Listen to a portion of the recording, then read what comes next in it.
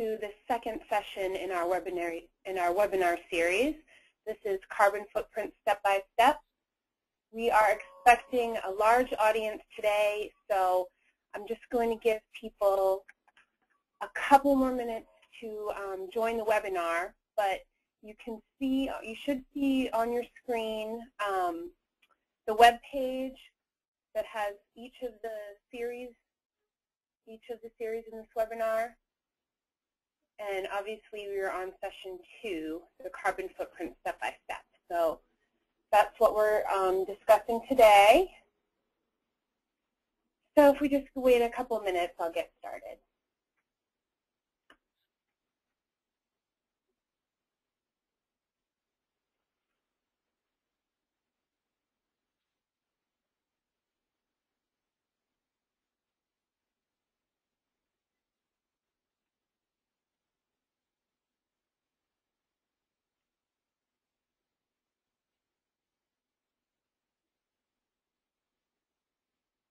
Okay, well, we'll let people join when they do. I just want to remind some of you were at the Session 1 webinar. For those of you that were at this Session 1, or if you weren't able to attend it, I just wanted to show you where you can access the presentations by Michelle Gaither and Josh Skov. We've also compiled a list of resources, so that contains a lot of information that was addressed during Session 1, and we have a recording of that webinar. So those are available for you to check out. For today's webinar, it's Carbon Footprint Step by Step. Again, we will be posting the PowerPoint presentations later on, probably tomorrow or the next day, and we will be posting recording of this webinar as well. And then just a reminder, if you haven't already done so, Session 3 is going to be focused on case studies, and that's scheduled for June 2nd. You can visit this webpage and you can register for this session as well. Just to go over a few ground rules, our presenters have agreed to take questions during the session. So if you would use the chat box, it's located on the upper right-hand side of your screen. You should have a GoToMeeting panel, and there's a chat box. So you can type your question in that box. You can submit it either to the entire audience, or you can use the drop-down and submit it to just the person that you want to answer the question, whether it's Andy Bray or Josh. So if you wouldn't mind doing that, that would be great. And I think, we've had a few people join, so I'm going to just get started right into the first part of our webinar, or first part of today's session. This will be done by Andy Bray with NUMOA. He joined NUMOA in 1997. He's involved in our work on materials policy and climate change, and so he's going to talk to you a little bit about why NUMOA started this webinar series, what we're doing in terms of carbon footprint assessments and climate change, and he'll let you know. So Andy, I'm going to turn it over to you.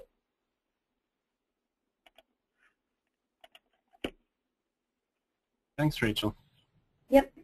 So welcome, everyone. Thanks for joining us today.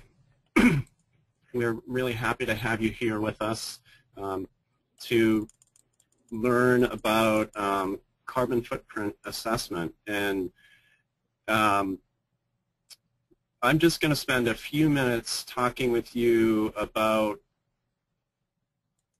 why it is that, how it is that NUMOA came to be involved in this work. But before I jump into that, I just want to recognize our co-sponsors of this webinar series, the Pacific Northwest Pollution Prevention Resource Center, maybe more widely known as PPRC. So those of you that work in the P2 and sustainability realm, we're putting on this series with PPRC, and it's a pleasure to do so. They have a wealth of experience in pollution prevention and sustainability topics and have been working feverishly to compile resources to aid assistance programs on doing carbon footprint assessments and in working in this space.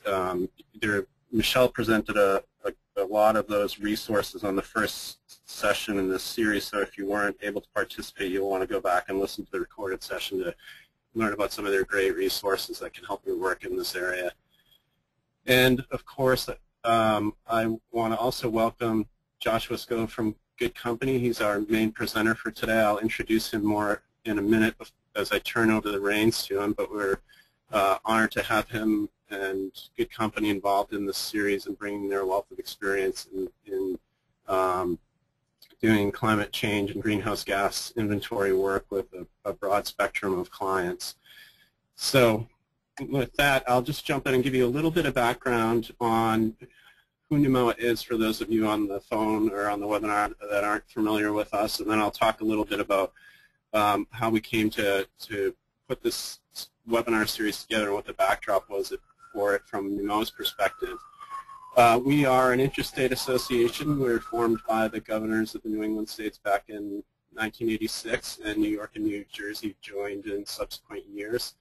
We're formally recognized by EPA as an interstate organization under provisions of RCRA, and our members are the hazardous solid waste pollution prevention and waste site cleanup directors from the environmental agencies in those states.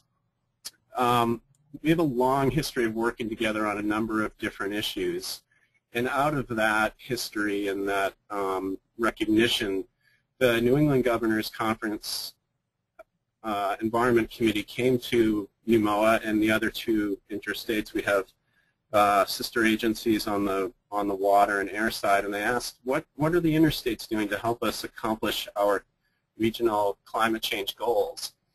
And they really kind of laid the challenge before the interstates to hear what we could do to kind of ramp up and do more to help them achieve these goals that they've set, as it is the highest priority for the commissioners, and it certainly was at that time. So out of that grew a process by which we worked with our board to really look at the issues around climate and waste and materials use policy. And we started out, we did some really basic information gathering and research to really look at the picture of what we're talking about. And I'm just going to throw some brief statistics up there on what we're talking about in terms of generation rates and just the volume and scope of how much waste generation really is going on in the U.S. on an annual basis. And so we looked at generation rates. We looked at where the waste was coming from, where the waste was going. We looked at recovery rates, recycling, what was happening there. Tried to get a kind of a full understanding of what the picture was. We also, of course, looked on the industrial side, since that's within our purview. And again, this is just to kind of help to frame the issue and where we really kind of needed to drill down to identify the largest climate impacts associated with materials and waste. And what we really came to realize is that there's a heck of a lot of upstream impacts that aren't being very well captured, certainly not in the inventories as they're currently structured. A lot of these upstream impacts are happening outside of the bubble, the box within which folks are measuring their footprint, and I'm sure Josh will talk a heck of a lot more about that, so I'm not going to go into it, but we really came to realize that there's all these upstream impacts that really aren't well accounted for in traditional inventories. And at the same time, because that hasn't really gotten focus in that way, it's really it's not well qualified. It's not really well tracked. It's not accounted for, and it's not really such a target of a lot of activities that are going on. Certainly not where the boundaries are drawn at the state level or at the local level. And so, what can we do to help better inform what is what are those impacts and what how can they be better targeted. And so we're really talking about the full life cycle of products and materials, from the raw material extraction, transportation, the shipment of goods, and really what we refer to a lot as cradle to gate type emissions. So that really that got us focusing on this concept of embodied energy and this notion that there's really a sunken cost associated with products and materials. Once you put the energy into processing those raw materials, turning them into secondary materials, and then making stuff out of them, that energy's gone. Those greenhouse gas emissions have already happened. So we really need to get ahead of that, or upstream through source reduction and other methods, such as materials choice, to really kind of shrink that up front. And then, of course, it's incumbent on us to capitalize on that sunken investment once it's been made, but we really wanted to get upstream of that. So we set to develop a regional climate waste action plan. And we, to frame it, we really kind of hashed on some guiding principles that our board felt was really important to kind of drive the development of this plan, where we should focus our energies. And there's a huge recognition that these are things that ignore boundaries, and there's a large need for interstate collaboration just because of the transboundary nature of the issues, but also to recognize that a lot of the issues that we landed on are not things that one state or one entity can move on their own. It really takes collaboration and a number of different minds and resources bringing to bear to make things, to make some progress on these issues. We really are focusing on products and materials with the biggest impacts, and how do we really look at the full life cycle impacts, and then focus on those materials with the greatest impacts, and to therefore minimize the energy consumption of GHGs from the waste that result from those materials choices. So, just a couple other guiding principles in the true nature of P2. We didn't want to transfer the consequences from what we were doing in this space to other media or elsewhere,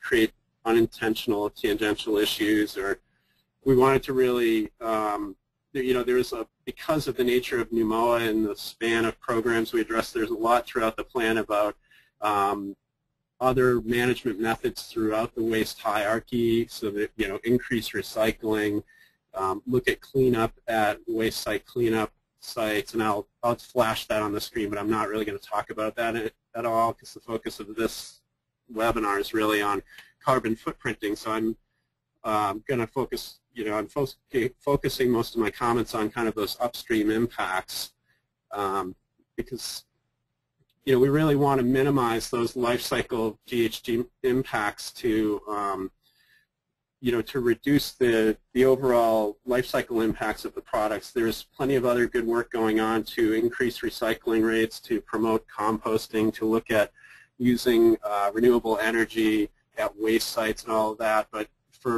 the piece of our plan that drove us to wanting to put on this carbon footprint webinar series is really a look at these GHG impacts, life cycle impacts, and really the need for, in a recognition of the need for better data on the climate waste, climate material connection, really looking at drilling down on what those product and material impacts are and having a better sense of that. Going into the manufacturing setting, having a better understanding at the, at the production line, at the product line of what those GHG impacts are, so that we can work towards reducing them. And so from the plan, or as part of the plan, we developed a number of different action items that we want to pursue and work with the states on. Not the least of which is, are things like product stewardship and extended producer responsibility. The, advancing states' use of their purchasing power. Pardon me, the control panel for the webinar just kind of went bonkers on me, but promoting additional source reduction.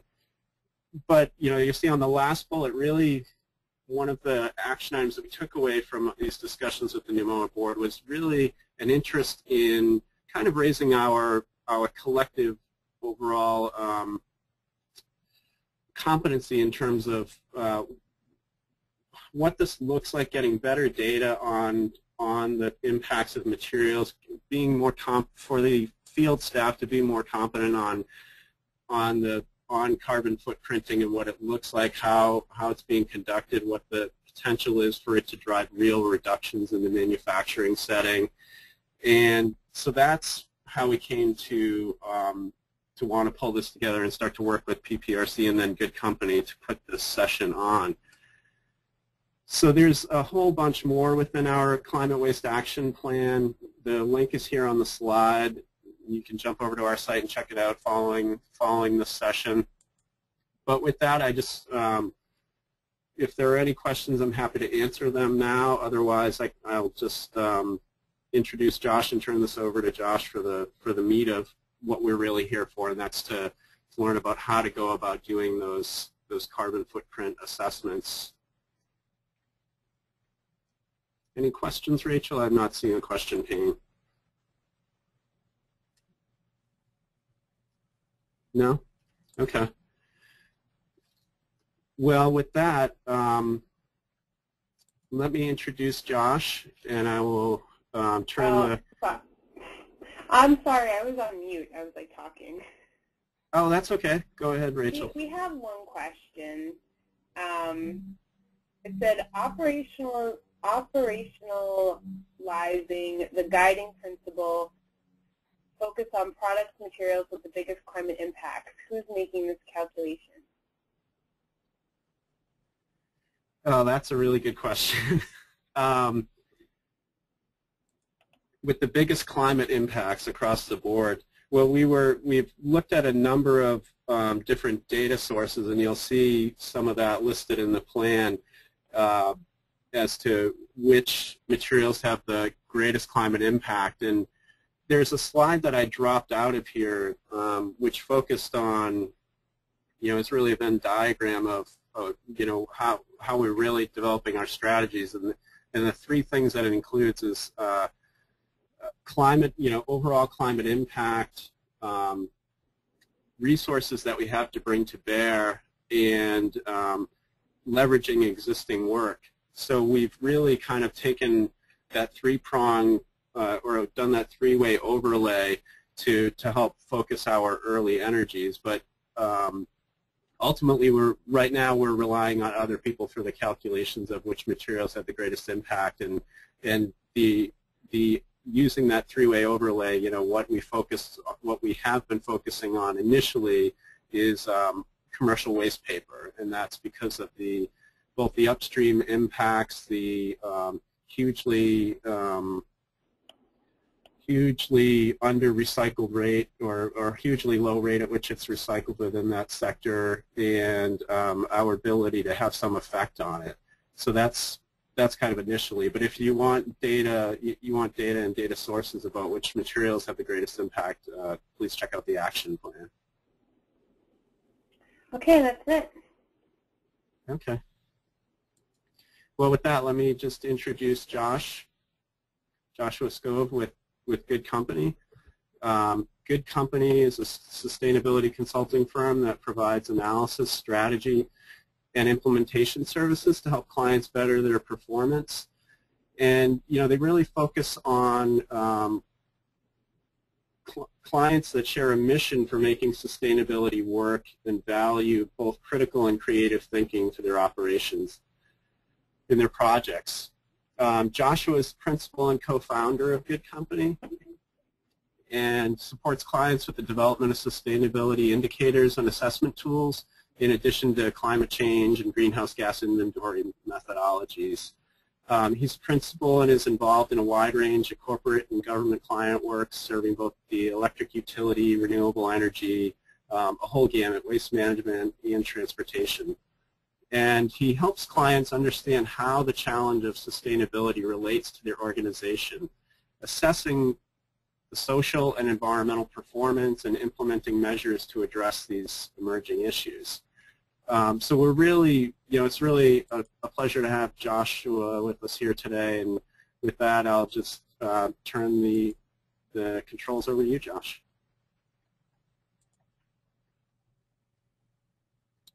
Great. Thank you very much, Andy. And I will trust that Rachel, you'll jump in and tell me if people can't see my screen. Does this look okay?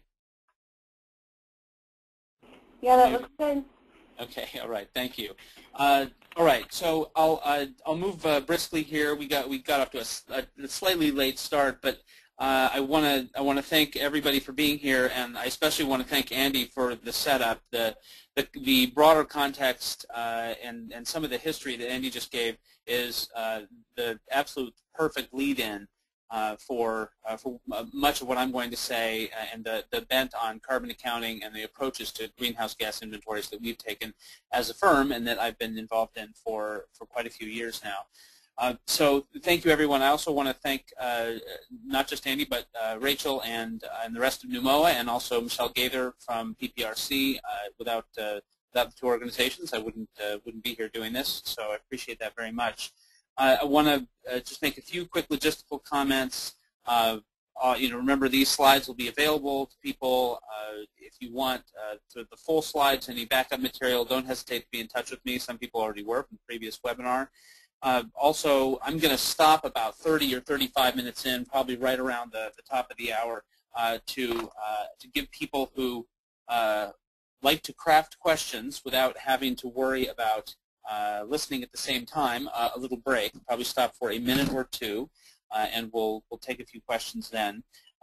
But send questions along the way and throughout, and we'll stack them up and get them answered as we go. And I may put off your question for a little bit until the right moment, so don't, just hang on, and we will get to those things.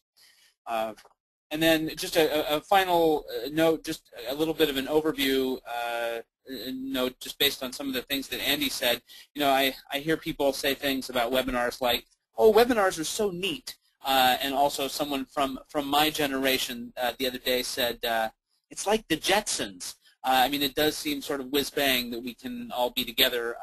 There are many people from all around the country here on the webinar today, even just in a group of a few dozen. But I think just to overlap a little bit with what Andy said, I think this is really important that we are building a national network and national consciousness among practitioners on these issues. I think we are still at the very early stages of understanding carbon footprints, much less the broader challenge of sustainability, and I think it's absolutely crucial that we build networks in whatever way we can, and this is, as things go, a pretty cheap and easy way. So let me dive in. We have a lot to do here. So first of all, the extent of the guidance for the next hour will be primarily, as this cute little picture depicts, giving you hooks to hang things on. I'm not really going to walk through in great detail everything one would do in a GHG inventory in all possible contexts. That would not fit in the time allowed. But I'm hoping to give you a little bit of structure that you may not already have, and that you'll be able to hang more on these hooks over time. Or even send me a higher resolution of a picture of hooks for future reference. But the point is taken, I think. This is just the skeletal structure and some aspects of how to do a GHG inventory that might not be in your head already. So really quickly, and I'm going to blow past this for the most part, I've italicized a few things here in this overview slide because I'm going to touch on them only briefly or not at all. The previous webinar spent a lot of time on why to do this and what to do in setting inventory boundaries. I'm going to refer back to the boundaries questions, and Andy, again, set that up well. But I'll cover the other things that are not italicized for the most part, and we'll wrap up the webinar with a little bit on next steps, and I say first steps because in some cases it's really how do you get started.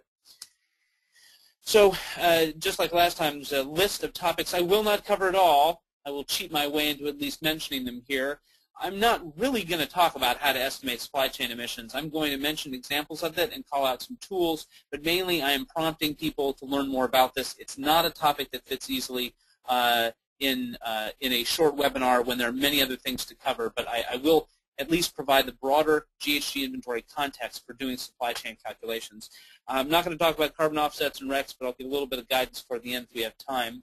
Climate risk and a cost of carbon is going to be mentioned, but pretty much off the table. And then I really don't focus on mandatory reporting. Much of this overlaps with mandatory reporting, but voluntary reporting that goes beyond what is required of the relatively few entities who absolutely must report, I think is more important to consider. The voluntary strategic nature of high-quality carbon accounting is really what we're focused on. Biological versus anthropogenic emissions. Note the quotes. Those terms maybe mean more than they should. We can circle back if we have time. I just want to mention that for those of you interested in community inventory protocols, this webinar is overwhelmingly focused on entity-level considerations, but I can field questions on that later. I'll have a couple of ideas on electricity that I found can be new to a lot of audiences, and then I won't spend time on it except to say that as a naturally disorganized person, I have found it valuable to have tools of organization in doing complex data gathering and calculation tasks, and we refer to assembling an audit trail. That's our internal term that we borrowed actually from the city of Seattle at King County in Washington State. The idea that you should assemble, you should drop breadcrumbs along the way, I think is important, but we won't cover that in detail. It's mostly common sense. This is just my one prompt to encourage you to be thorough in documenting your steps as you do a GHG inventory. Okay, so moving on from the topics I won't cover. Andy did a great job introducing Good Company and me. The one quick thing I'll say is that we've done many different GHG inventories in different contexts. If at some point it seems like I'm making an outlandish assertion or assuming something that shouldn't be assumed, feel free to ask me a question about it. It's usually a takeaway from a GHG inventory or a series of inventories that I'm not making explicit, so please feel free to press me on that. And I'm going to move briskly as we go here. So I'm not really going to give full background on climate issues. I want to remind people of a couple of things we did last time and then just show a few terms just so we're all on the same page. The one thing I'll do on this page here is to point out this distinction I make with what I call carbon goggles. We are going to spend the next our remaining hour focused entirely on greenhouse gas emissions, on doing a greenhouse gas inventory. That's fine, that's appropriate, it's important, it's really important for us to do these things, but at the same time, carbon is not sustainability. There's a broader context, there are other impacts, other social, other environmental, other economic impacts than just greenhouse gas emissions, and sometimes when we get overly focused, we lose track of some of these things. I refer you to the material on carbon goggles in the previous presentation. I think the focus is important, but it can't be the only way we look at the world. So, a few terms. I'm going to use GHG inventory and carbon footprint interchangeably. I hear people say climate footprint as well. Life cycle greenhouse gas emissions or life cycle carbon we covered last time. I think those terms that you saw in Andy's presentation as well evoke the way we most want to think about these things, the way we want to consider boundaries. Climate risk and carbon risk, and in some cases cost of carbon risk, where there is a cost of carbon, or where there will be, say, California under AB 32, is important, especially in the business world, to give people a sense that there is a hard-boiled business issue here. Most of what we're talking about today can end up in carbon disclosure or emissions disclosure, just putting these things in the public domain. We'll say a little bit about climate action planning later. GWP, or the fact that different greenhouse gases have different global warming potential, is not something I'm going to cover in detail. Just know that all of the quantitative punchlines today from the calculations I mentioned will be in CO2 equivalent emissions, whether they're CO2 or not. And then finally, yes, carbon is technically inaccurate, except in the case of soot or black carbon emissions, but I use carbon as a shorthand instead of having to say all carbon dioxide equivalent greenhouse gas emissions, which is a lot longer. If you have other terminology questions as we go, again, please prompt us in the questions tab. So last time I put up two views of greenhouse gas emissions. This will overlap with some of Andy's comments as well. The standard carbon accounting at the national level was this pie chart you see on the left with sectors of the economy represented. This sectors-based view got a nice compliment in the compliment with an E, not compliment with an I, in a recent EPA report. And it's this pie chart on the right, which is the systems-based view. Neither one of these is right, with the other one being wrong. That's not the point. It's just two views of emissions. I think what's important about the right-hand side is that it calls out how important goods and food, how important these material flows, these flows of stuff are. And these are overwhelmingly in the upstream emissions that Andy mentioned.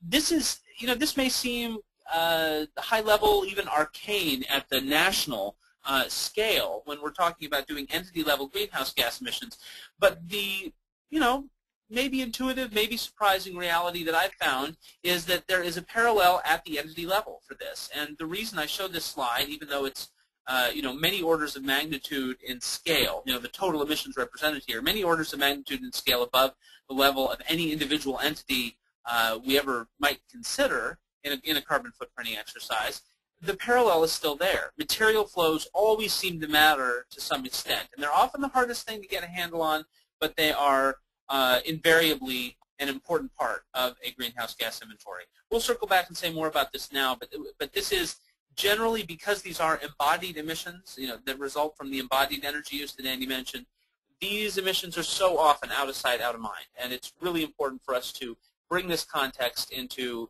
our carbon accounting exercises. It's the thing that is most often missing. And there's the source at the bottom there. We'll send that out in a follow-up link to the webinar. So let me give you two quick slides in which I attempt to summarize and thereby, because of brevity, demystify everything that is a greenhouse gas inventory or carbon footprint. These steps are basically the whole thing.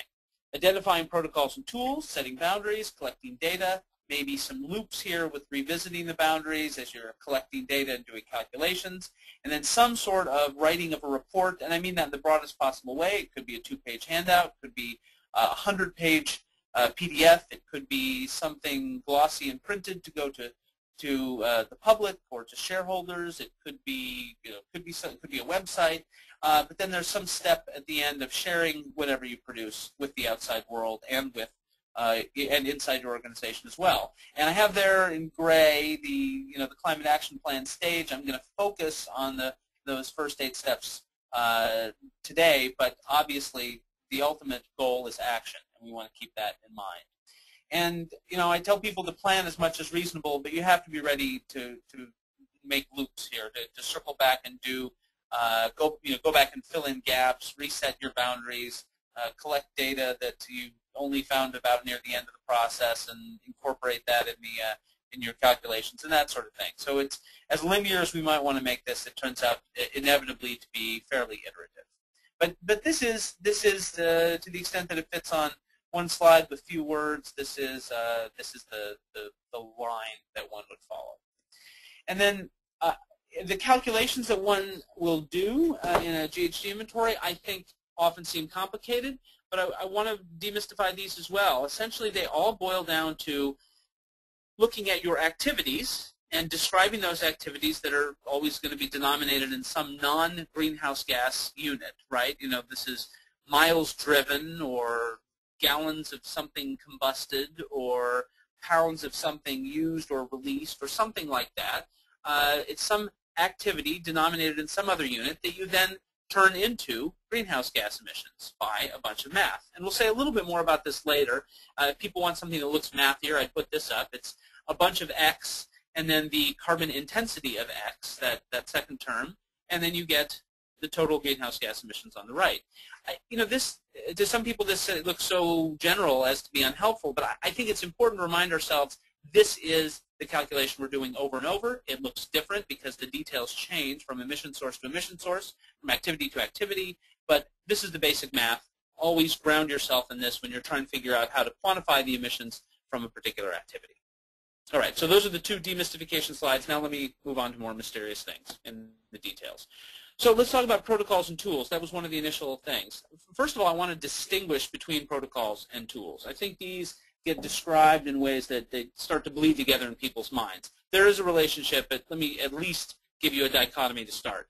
A protocol is a code of correct conduct. It is the how-to. It's the ways that you do it, the rules here for determining data format and transmission, the rules for doing a greenhouse gas inventory. A tool is what you use, right, to do it. That may be different from the rules. The rules and the tool might be woven together a little bit, but there is definitely a distinction there. And sometimes people have a method or a spreadsheet or something that's really just a tool, and then they start to think that it is a protocol. But that's not true. The protocol is more the higher principles that are guiding what you're doing. And I'll give a bunch of examples of both, but I want to make sure we have the distinction.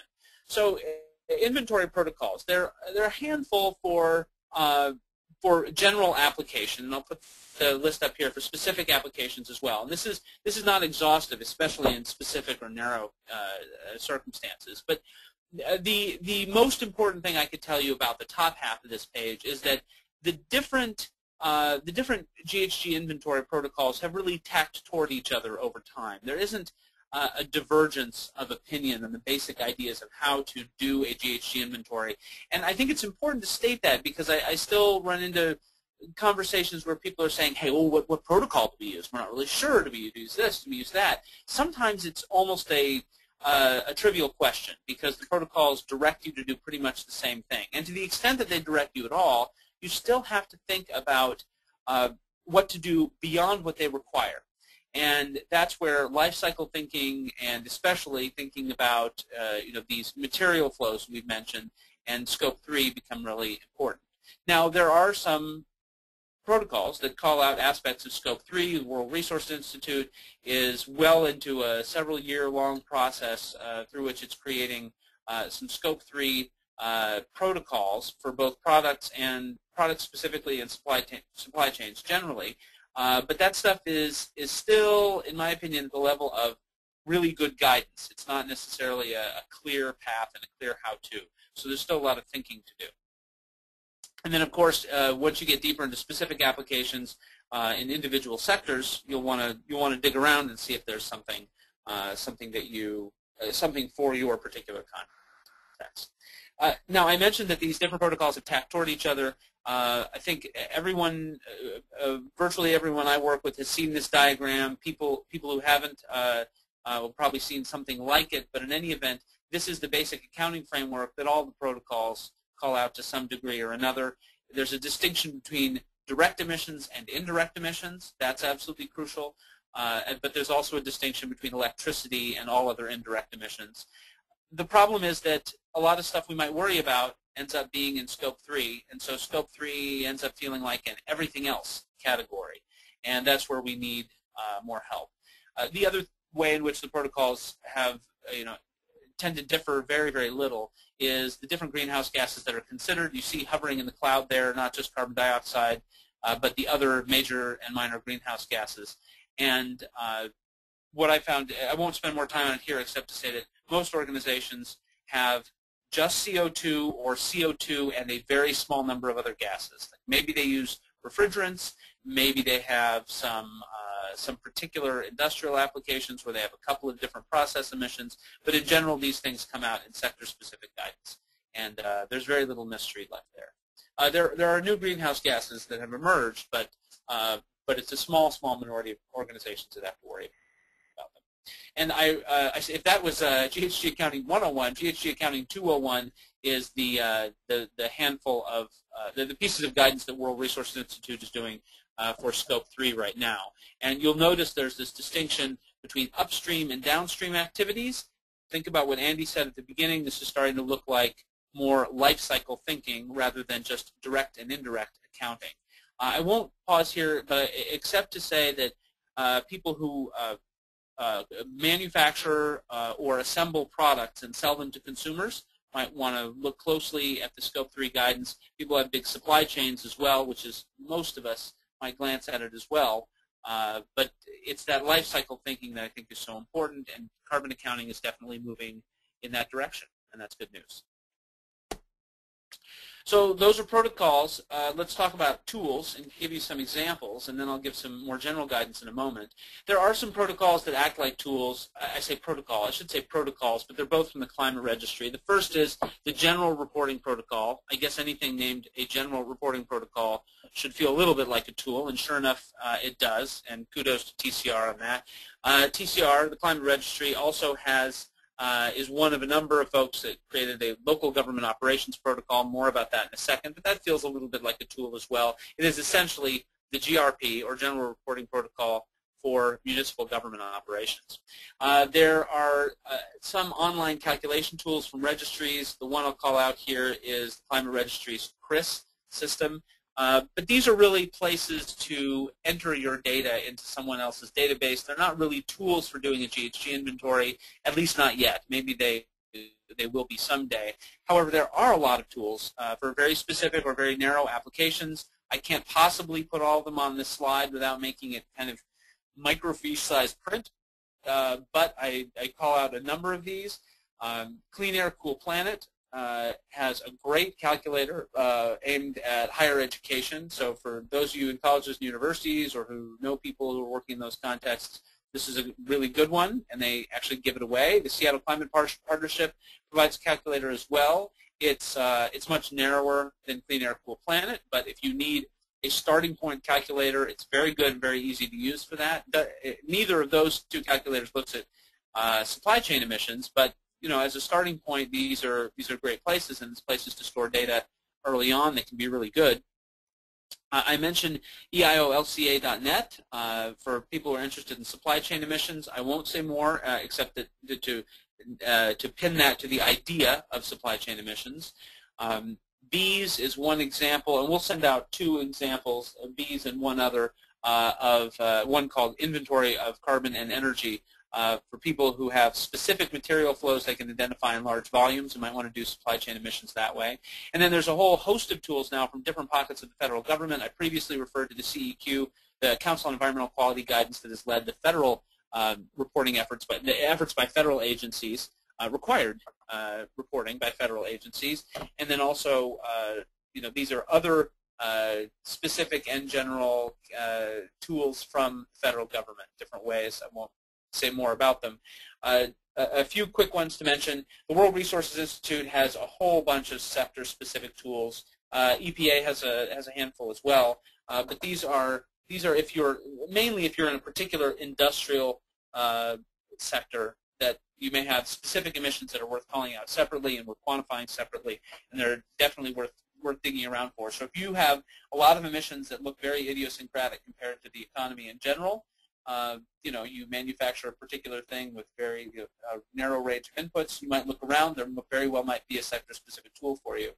And then Good Company's Carbon Calculator is a tool we've created. I mention it in an act of shameless self-promotion, but also just to point out that lots of consulting firms like us and others have created tools that they give to clients. This isn't something that we either sell by itself or just give away. It's something that we weave into the work that we do with people, and that really calls out how the tool is a place where you build shared understanding among practitioners, among the people who are doing these things in organizations, and you want to look for that. More on that in just a moment in the next slide. ICLEI, many of you will be familiar with the Clean Air and Climate Protection software. I think despite some recent small revisions, it's pretty out of date, and I love ICLEI as an organization, and it does a lot of great work, but I think that software is definitely not best in class anymore, and that's in part because ICLEI was so very much ahead of its time in working on this many, many years ago. And then just a quick comment, and I won't go into this in detail because I don't think it's relevant to people outside of really Fortune 500 or even Fortune 100 corporations. There is an emerging field of proprietary enterprise carbon accounting software. Adobe Photoshop, or Microsoft Office, come to mind when we think about expensive proprietary software. But I'm actually talking about more like $100,000 or $500,000 software packages that large corporations operating at hundreds of sites in dozens of countries might use, and that world is still being figured out. It also is only relevant to a relatively narrow category of folks. If you have more questions about that, it's worth digging around on the web. There are reviews of different kinds of software, but I won't spend time on it now. Now, those are examples of tools, but if I give you examples and then tell you there are many more, I really should give you some guidance on how to choose tools. So a few things. These are my ideas for how one would go about choosing something. First of all, start from the boundary that you want to set with your inventory. I mean, start from your aspirations of what to include. For those of you on the previous webinar, you heard me talk about how you really want to go for it all. You want to think about the fullest version of the life cycles in which you participate as an organization. So that should drive, at least to some extent, what your tools are. And you may not get one tool that does everything, but ultimately you want to be able to account for those very broad boundaries. That said, you do want to look for sector and context-specific tools if you are in a sector that is served by one. And that's true for protocols as well, but it's especially true for tools. And then you definitely want to check with your network and your peers, but don't follow the pack blindly. There are examples in our professional space where a particular tool catches on, often because it's easy to use and it's free, and those are good reasons. But if it has blind spots, those blind spots of the tool become the blind spots of a group of practitioners. And you want to avoid that by having a slightly more cosmopolitan view of the tools that are out there. And then if I had to sum it up, I would say that you must most highly prize simplicity, flexibility, and transparency. Black boxes are often appealing because they seem to have done all the work for you. But if you can't dig inside them, usually there are problems down the road. So those are my guidance for That's my guidance for tools. Now, I'm going to dig into some of the data stuff, but I want to give a little bit of evocative detail. I'm not going to read everything on these slides. This is the point where I will most shamelessly have just hooks for you to hang stuff on. But let me get into some of the data issues briefly, and then we will take a break in about 15 minutes. So building-based energy use, refrigerants, transportation of different kinds, the embodied greenhouse gas emissions in the supply chain that we've talked about, the waste stream, land use, these are all categories of emission sources. You can see by some of the sub-bullets you need to dig deeper on all of these, but these are the kinds of things we're talking about. Note how we're talking about activities that the organization has, and that we're then going to quantify the activities in something that can be converted into greenhouse gas emissions. I stress that concept because I think that's the way to make sense of what you do. If you find that you have, that you've talked to people about specific emissions, but then you realize that some of your activities are not being captured in any way, it's probably time to circle back and look at those activities and figure out how to include them in your inventory. Briefly, just to give you a sense of process in data collection, I'll put up a bunch of steps here and we'll walk through them really quickly. People often ask us as a firm, our clients often ask us to establish a baseline year, a first year for an inventory. There's no one way to do this when you're engaged in voluntary carbon accounting. I mean, when you're not just responding to a regulatory guideline. I encourage people to establish an inventory year that is the oldest year, the farthest back year for which you have complete data. And you can go back before that for individual emission sources if you have data, but you probably want to start by quantifying the most complete recent year that you have. Or the most complete farthest back year. That tends not to be very long ago in most organizations. I think one of the sources of frustration for people in the United States doing carbon accounting is that we for many years thought that we had to use 1990 as a reference point because the Kyoto Protocol called out 1990. I have yet to find a single organization that has complete greenhouse gas emissions data for 1990. And we're not talking about the Paleolithic era, right? We're talking about a couple of decades ago. But most of the data sources we're talking about here just don't stick around in easy-to-use, easy-to-find formats. But that's fine. Then don't go back to 1990, and don't beat your head against the wall trying. Come up with an inventory year that's more recent and work from there. And I think that's absolutely fine. Identifying relevant emission sources and locations, along with units of measure for the activities there. And then you see in here some stuff that may sound very nitty-gritty, but I want you to think back to my comment about the audit trail at the beginning, or the breadcrumbs, or having a sense of process of how you do those things. You really, really want to remember who you spoke with and which points of the org chart you interacted with. Obviously, this becomes exponentially more important in large organizations, and that means collecting and organizing the data you have as you go. So reviewing data, identifying holes, and then collecting more data to fill gaps. Again, we've laid this out here as a sequence, but really you can see this is a very circular or iterative process. So identifying units of measure. I won't go through all of this in great detail, but just glance at some of these emission sources and note that they have that we are turning activities into something that can have a carbon intensity associated with it. In some cases, these things are absolutely straightforwardly turned into carbon, whether it's therms of natural gas or the combustion of gallons of gasoline or pounds of refrigerants, fugitive emissions. But some of these things are not so easy, and yet they may be the best units you have. Turning solid waste into greenhouse gas emissions, well, there are tools to do that. The EPA WARM model, I mentioned earlier in one of the bullet points, certainly helps you do that, but it's not necessarily easy or precise or without some large margin of error. Similarly, the dollars spent on things might be the only way that your supply chain is quantified, and turning dollars into carbon is hazardous. There are ways to do it, but you have to realize what the estimates, the extent to which it's just an estimate in many cases.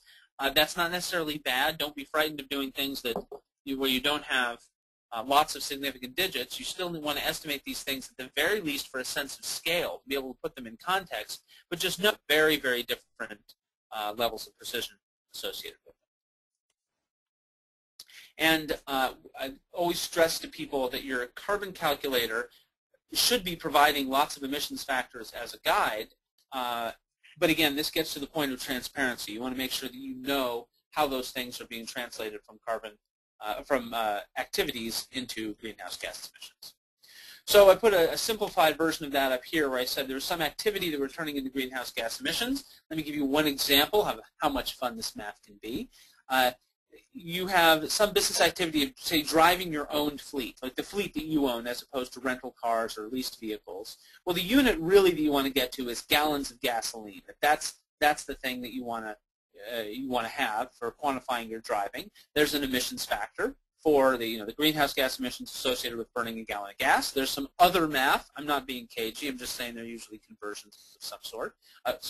And that's what you're doing over and over again for different emission sources, figuring out units that can be turned into carbon dioxide or CO2 equivalent, and then doing the right conversions to end up with, for example, metric ton CO2 equivalent at the end. And this is easy: activity data, emissions factors for each activity, and then unit conversion factors of various kinds. Always show your steps. You may remember that from middle school math, but that's what spreadsheets are for. So let me give one example of this. I'll put up the same things we had before, but then give actual numbers. Imagine having 5,000 gallons of gasoline. Let's say you go and look up in a table and you find out that there's a certain number of kilograms of CO2 per gallon of gas. You're using CO2, so there's no translation to CO2 equivalent. That's the one in the fourth term there. And then there's a little bit of unit conversion there between metric tons and kilograms. And sure enough, through the dark art known as canceling, you end up with something very simpler. Much simpler. You get 44.05 metric tons of CO2. I've rounded here to CO2 equivalent, not quantifying any other greenhouse gas emissions, only because in this case we're trying to get to CO2 equivalent as our common unit. But again, this is the math that you do repeatedly. So just a quick comment on calculator. You really want to know your calculator and let it lead you. Ideally, your calculator has blanks that you're supposed to fill in, that it contains a sense of process. But you also want to know the calculator's shortcomings and make changes as needed. Sometimes those changes, the most obvious example of a change that I'll call out here is supply chain emissions. There are essentially no entity-level carbon accounting tools that have anything more than a placeholder for greenhouse gas emissions from the supply chain, and that's because quantifying supply chain emissions is sufficiently complicated and just has to live outside of the rest of what we do. That's okay. Just know those shortcomings and make changes as you go. Similarly, you may find out that there's a bug in a calculator and a bug in a locked cell that you can't fix or something like that in a spreadsheet. That's okay. Just just build your system ad hoc to deal with that. I don't think there's anything wrong with that per se. I don't think that means that you junk a tool just because it has an error, but it means that you really have to know that absolutely no calculator is going to be without errors. And I think I made this joke in the previous webinar, but I often say that good judgment comes from experience, most of which comes from bad judgment. And I think actually we've had enough problems with our own calculators that we never actually believe that any complex calculator is flawless and without errors and totally complete. You just have to have good processes for checking on these things, and that's why understanding the broader context of your emissions and having a transparent calculator are the way to check your work at the end.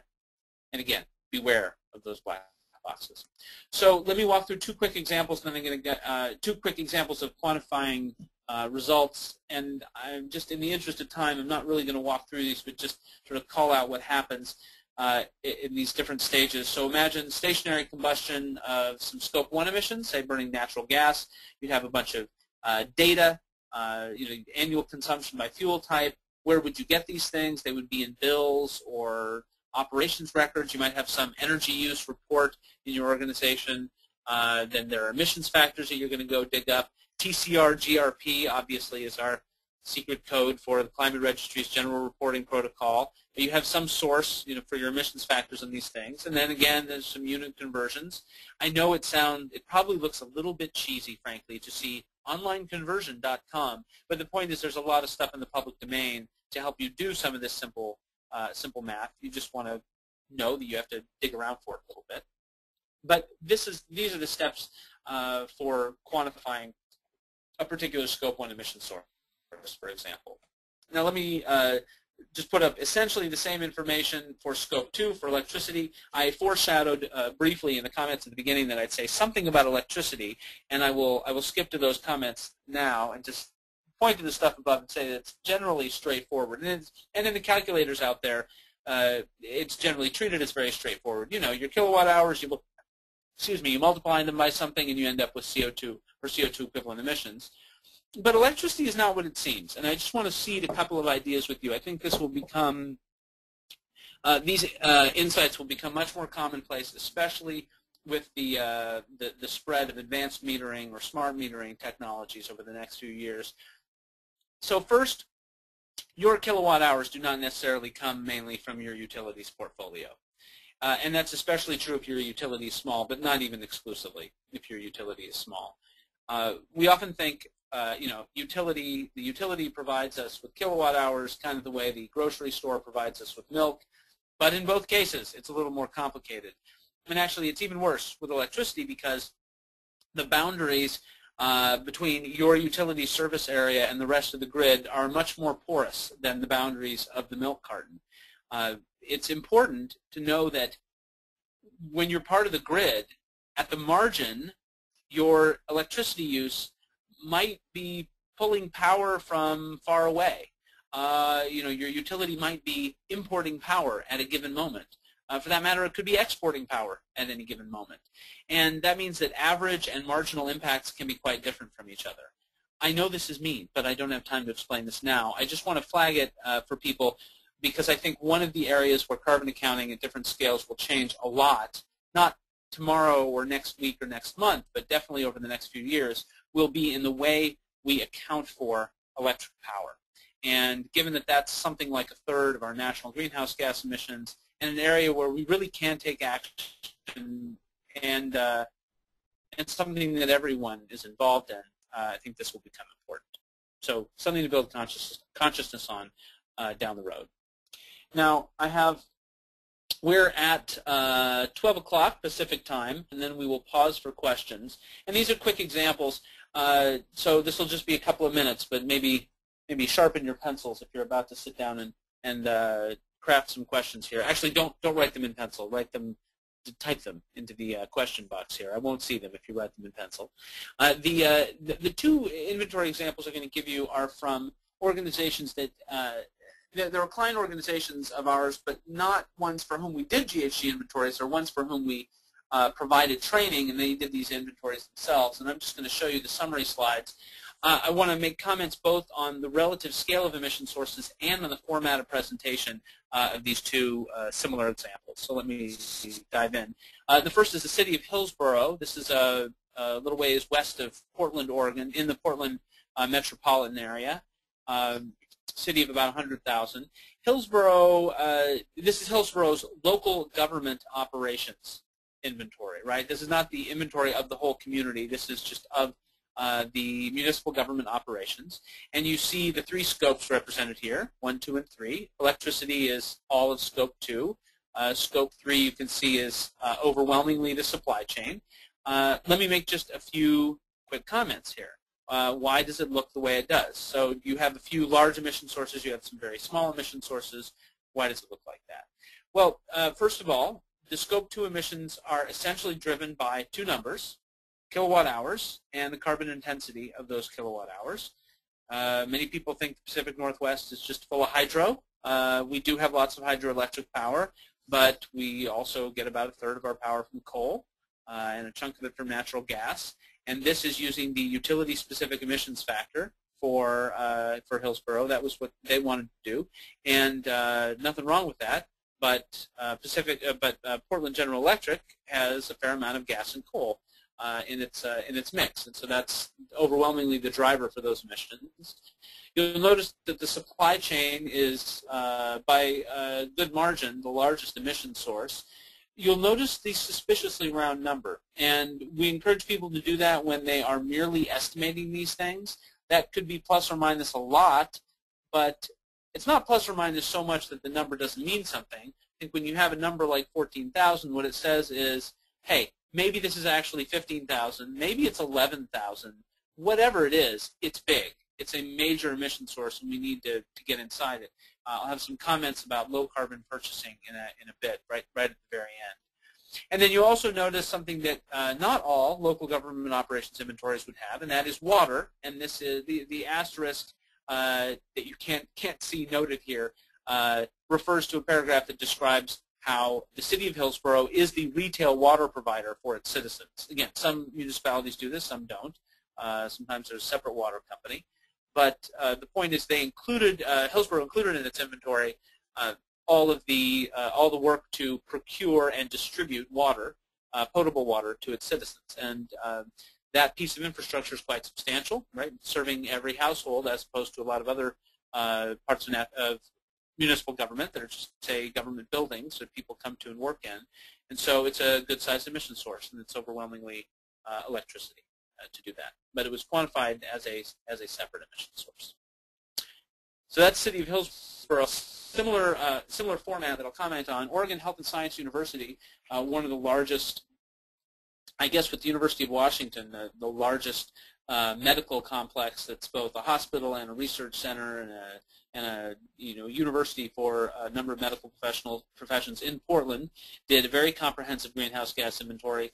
Very similar results. You see, again, electricity is a big emission source, the biggest by a big margin, unless you add up all of the supply chain. Natural gas is big. They have a big district heating system that's driving those emissions. And then you see that the supply chain was broken out. It's estimated. You see lots of tildes and lots of zeros there. But still, it was broken out into a number of big categories. I don't think any of these would be surprises necessarily, right? I mean, patient care, materials and services, and then construction equipment and maintenance, right? There's lots of buildings, lots of patients coming and going. These aren't surprising, but it's important to give them that relative scale relative to the other emission sources that are there. And the last comment I'll make about this, and then we can pause for 2 minutes and have people type in questions. I want you to notice that neither of these examples, and this is very much the result of our guidance with our clients, neither of these examples involves a pie chart. And I have no problem with pie charts in the right situations, But remember that a pie chart says 100%. That is literally what a pie chart says. And if something is excluded in your inventory, and often you just have to exclude things. Often you can't even estimate the supply chain. Often you have to leave out some other big emission source. And sometimes whether you're leaving something out or not, it's just a big estimate. Pie charts are very fragile to that sort of exclusion or that sort of uncertainty. And in those situations, I really prefer that people show absolute magnitudes rather than the relative magnitudes that you get in a pie chart. So that's just an idea for you to take away as you think about how to display results. I realize pie charts are ubiquitous, and it's almost as if Microsoft Excel guides your hand to making those things so easily. But they do come with some hazards, especially when you may not be capturing 100%. So let me hesitate there. We have some more slides, but I want to give people a chance to type in some questions. We'll pause for about a minute and a half as people type things, and if people have other questions, yeah, feel free to type them in.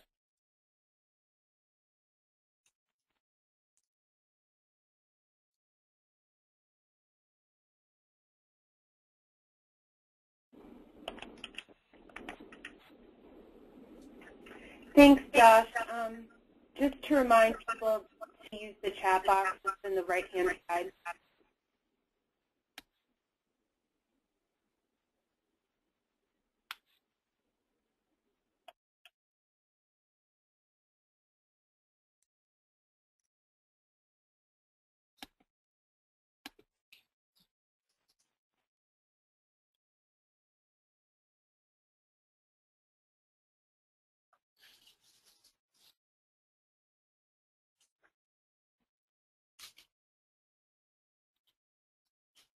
Hey, Rachel, I'm not seeing questions pop up. Do we know if the I did see some chat questions that came up. I did see some comments among organizers before. Do we know if it's working? Someone just wants to tell a joke in the chat box or something, just so we know it's working. I suppose that's admissible as well. Maybe not all 36 of you, but we had one earlier, but okay. I have someone raising their hand, so I'm going to. No, they're not raising their hand anymore. We don't have any questions, I don't think. Okay. Well, why don't I push on? I don't want people to just sit here in silence. I mean, our lifestyle and our culture do need a little more silence now and then, but not right now. Not on this webinar. Seek that silence in nature at some other time. Why don't we forge ahead? But again, if people have questions, do not hesitate to put them in the question box or the chat box, and we will get to them. And let me offer. I want to explicitly offer the chat box as well, in case for some reason the question box isn't functioning. So, forging ahead, just so we don't fall behind here. Next steps, or first steps in some cases, and I'm really referring to climate action planning here. I really want people to feel like climate action planning is just not mysterious. I think often people feel like they're supposed to. It sounds so important. Climate, action, planning. They're all big, important words, but this is really about being organized, grounding yourself in your organization's realities, looking outside yourself for good examples of what to do, and then giving it some structure. It shouldn't be that hard. So climate action planning in brief, let me go through a few things. I have found that the priority in most organizations really should be on identifying your capacity needs and then building that capacity. What do I mean by this? Most organizations still haven't figured out how to measure, how to measure greenhouse gas emissions associated with their activities, how to talk about those things and communicate the key ideas internally, and how to connect what they do, those different GHG emitting activities, to potential opportunities to reduce greenhouse gas emissions. This is about internal capacity. This is about internal self-knowledge overwhelmingly. It's not about getting the correct technical answer off the shelf from somebody. It's not just about having money to do stuff with. It's about understanding yourself better and having different conversations internally. So I think internal capacity is a very, very big idea that's often undersold. I'm just going to mention purchasing offsets and RECs. because so many people want to include this in climate action planning. Very briefly, whatever you do, make sure you look for high-quality carbon offsets, and make sure you realize that renewable energy credits or renewable energy certificates, RECs, do not necessarily have carbon content. And we'll send out some guidance on that as well. I'll also send out one example in the follow-up of a piece of guidance, in particular from higher ed, but it's more broadly applicable for how to buy, how to choose carbon offsets. But other than that, I'm going to push on from the topic. Of course, it should be the last thing that you do. It should be the last thing that you do in doing climate action planning, buying offsets or RECs. Now, let me just lay out a few steps, and then we can, and if people have questions on these, let me know. But I think having a good inventory as a starting point is crucial, right? Why would you be taking climate action based on a very fuzzy sense of your carbon footprint? So, do a good inventory if you can. That doesn't mean do the world's most polished final document necessarily. Maybe you need that for other reasons. But I'm thinking more having at least estimates of the emissions associated with all of your important mission-critical activities. So a good inventory is a starting point, whether it's a one-page Word doc with a few graphs dropped in from Excel, or it's the 50 or 100-page glossy thing. It should be a good inventory and being broad and as expansive as possible. Now, setting reduction targets and timetables. Absolute targets and intensity targets, I'll draw a distinction here. Either one of them could be really good for your organization. I think for organizations that are in the process of growth and change, some sort of intensity targets might be better. I just have examples here, but just the verbiage that describes what I mean by this. Absolute targets means literally reducing absolute emissions, reducing the total of emissions. So, for example, reduce total CO2 by 25% by 2015, over some baseline year. That would be an absolute target. You're saying you're going to reduce the total. But let's say you're growing, you're a university with growing enrollment, you're a community with a growing population, you're a company with growing sales, whatever it is. I'm seeing increasingly in corporate America, in particular, the attempt to come up with these intensity targets as well. These are not mutually exclusive. Reduce CO2, for example, or CO2 equivalent emissions by a certain percentage per $1 million of sales, right? So the idea is even if the company is growing, that its emissions are falling on some sort of sales-adjusted basis. It doesn't have to be sales. It could be per unit of things sold if you sell a lot of the same thing. It could be per employee. There are lots of different ways to do this. But the idea is just to say how carbon intensive is what we do. We're doing more and more of it, but we want the carbon intensity at least to fall. Aligning with organizational priorities should be part of any planning. It shouldn't be something that just dropped in from the outside. But I mention it here because I think it's easy to say, must reduce carbon, and to forget about the things that you can see with the carbon goggles off. There might be a whole bunch of ways in which shifting, transforming, slimming down on your GHG emitting activities actually reinforce other aspects of the mission. But you have to call those out. Those dots will not necessarily be connected for people. So as in any planning exercise where you're looking into the not just short and medium term, but into the long term, you really have to have the mission in mind. Just as an aside, this is why so many organizations end up doing, as a result of not just climate and carbon footprinting efforts, but as a result of sustainability work, they end up rethinking their missions quite substantially. And then finding the win-win opportunities. So if there's, don't make it sound like it's all sacrifice and pain. I suppose, unless you have a culture of sacrifice and pain in your organization, and people will like it more as a result. But look for the win-win opportunities. As I mentioned last time, there's abundant economic opportunity. I would be remiss if I didn't put up this graph one more time, Pathways to a Low-Carbon Economy, and this is the updated abatement cost curve. I'm not going to explain it, which I know is mean, again, but the point is this work by McKinsey and Company is really a metaphor for and a whole bunch of examples of how much money there is to be saved by reducing greenhouse gas emissions. Not every GHG emitting activity can be slimmed down. You know, not every ton of CO2e can be abated or mitigated in a way that saves money, but a whole lot can. And we really, really want to direct our organizations and our society toward those things, especially in the short term. Let's grab the low-hanging fruit if we possibly can. So that's probably the best example of where there's some sort of win-win. There are other win-win opportunities. It's not just money, but this the financial savings out there are substantial, and we should re-emphasize them. So there are lots of examples of climate action planning. At the community level, ICLEI has done a tremendous amount of work and is responsible for lots of climate action plans by many different cities around the country, cities, counties, other entities.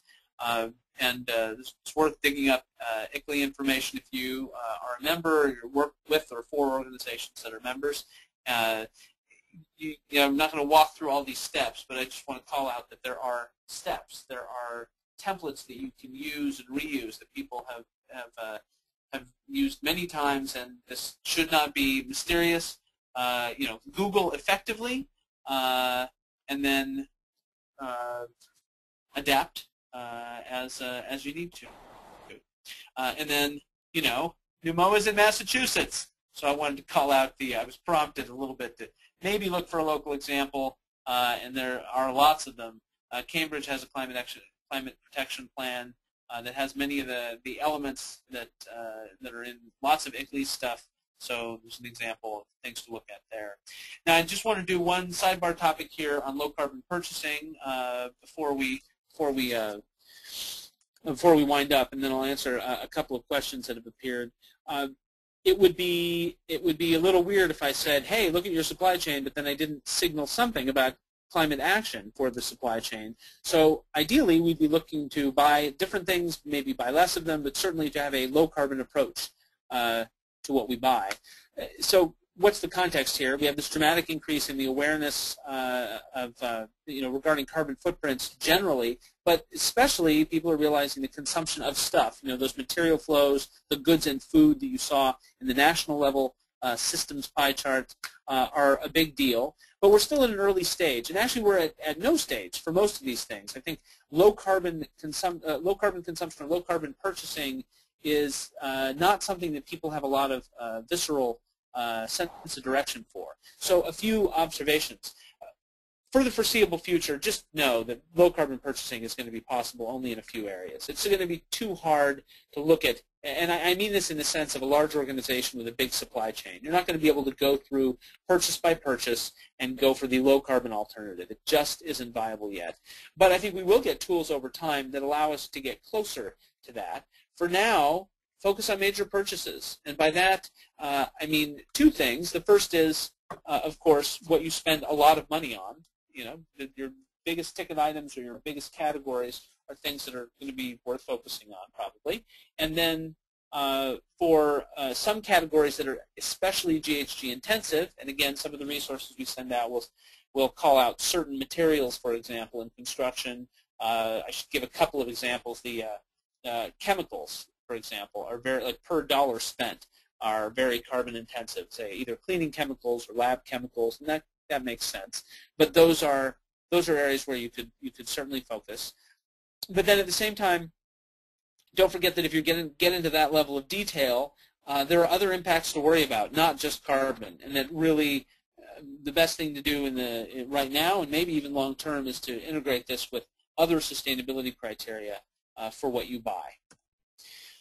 And to the extent that I would suggest focuses for folks out there who represent public works organizations in particular, buildings, materials, and infrastructure tend to be really, really big categories. To be clear, I don't mean energy use in buildings on an ongoing basis. I really mean the buildings themselves. And you think about it, a lot of the stuff we buy is buildings. And we think about consuming energy for lighting, heating, cooling, appliances, etc. But we also, every day, more subtly, consume building, right? We are very gradually using up our buildings on a regular basis. We have to do a little bit of maintenance and so on, but it's the construction of those things and the carbon footprint of their construction that is effectively amortized over the long life. And so, except during construction or demolition, it tends to be a little bit out of sight, out of mind. So for big organizations, big capital budgets, or maybe formerly big capital budgets, but at least big building and square footage portfolios, think about buildings as a big deal. And I have here materials. If you are responsible for regular material flows of some sort, that's probably something we're focusing on. We've done some work for people in the restaurant and food service sectors, and they're a restaurant is effectively a little box through which food passes in large volumes. And yes, the operation of the box, the lighting, heating, cooling, cooking, etc., might be important, but the food coming in and going out and coming in and going out is almost surely the bigger deal, and that's a flow of materials issue. And then the other thing for people who have some purview in their organization's purchasing, information requests from vendors, even just quick chats, I think are a really good idea. Like, it's really good to ask your vendors, to say to your vendors, hey, we care about this, and then to ask, what are you doing? Do you have any information on your products or services versus other people's products or services? Not necessarily something where you'll get a lot of good information back right now, but over time we want to start these conversations and advance them a bit.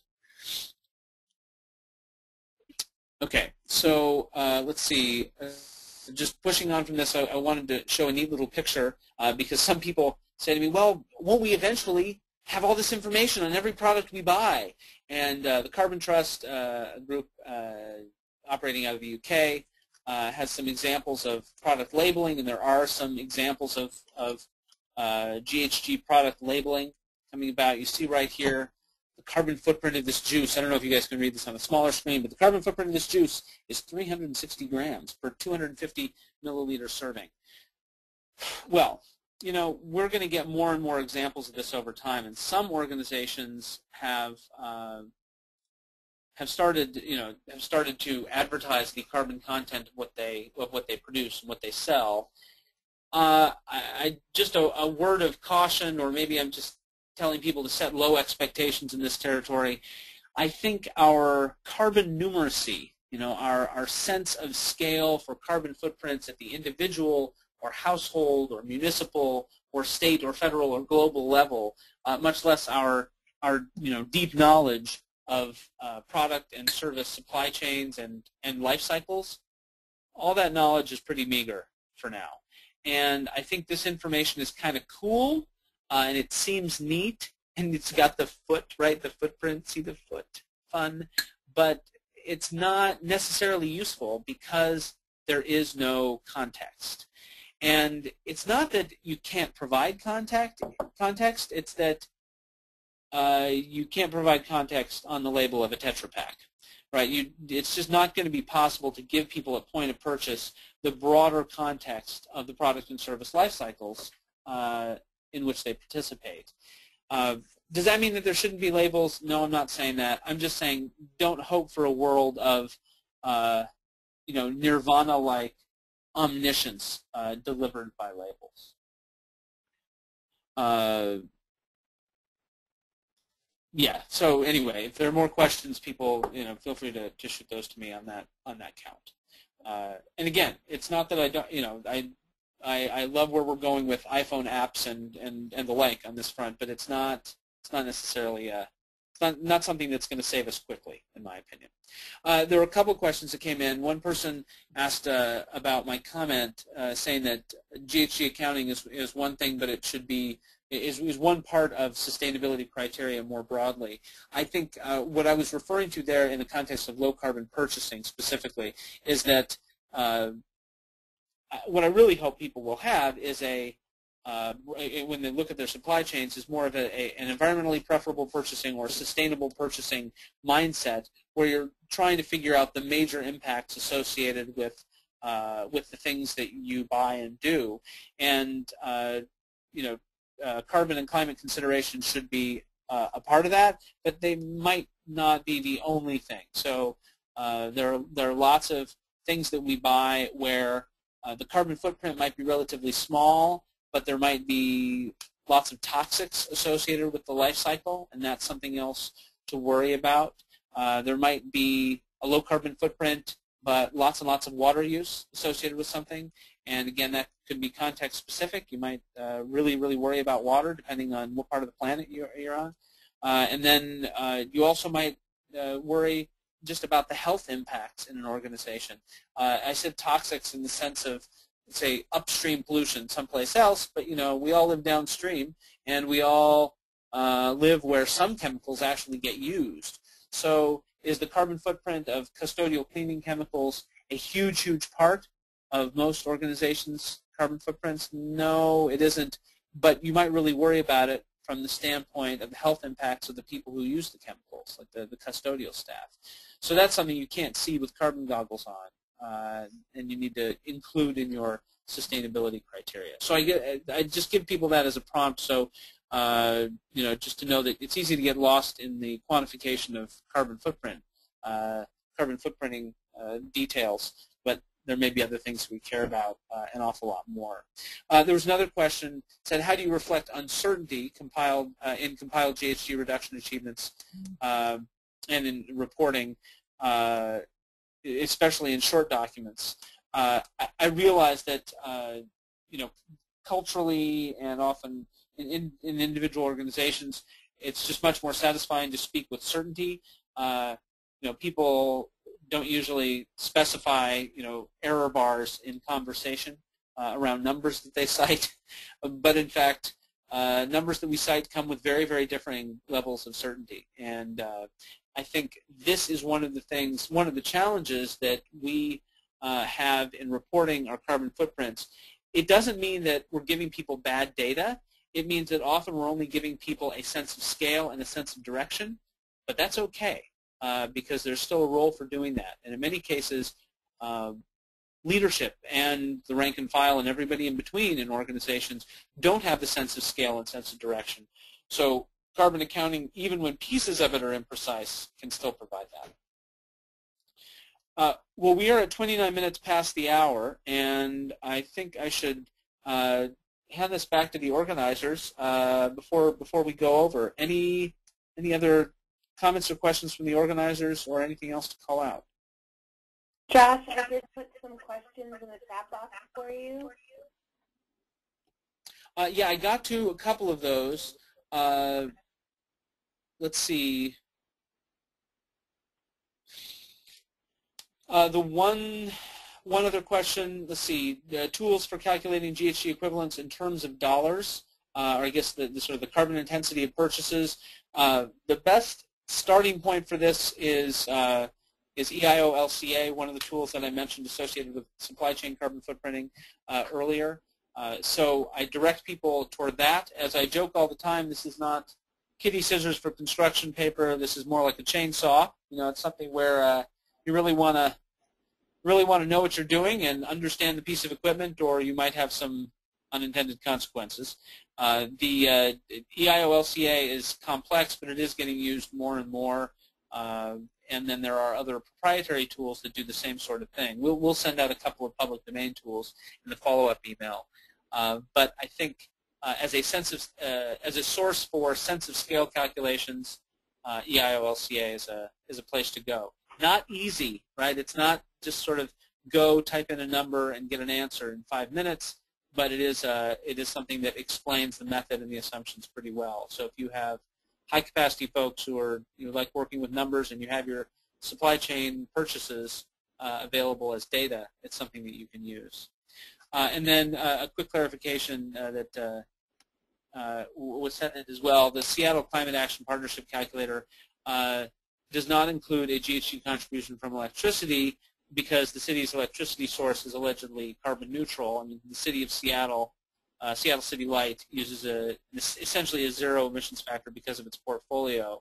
I again refer people to those complexities of electricity use, and not to